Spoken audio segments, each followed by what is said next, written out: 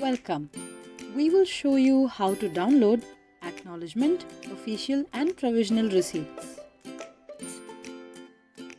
Select the student you wish to make the payment for. Please note, payment acknowledgement can be accessed only after the payment has been successfully completed. It is not provided for pending and failed payments. The OR and PR for a completed payment can be downloaded after it has been uploaded by the school or college. Go to the Payment History tab. Here, you can see the option to print a receipt for each of the payments made.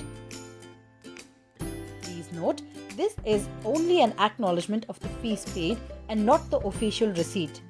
Here is a sample acknowledgement.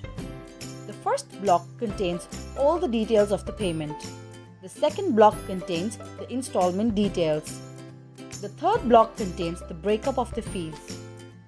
The breakup shown here reflects the full fees and not the installment alone. Once the college or school uploads the receipt in the system, you will be able to see the same next to Generate PDF.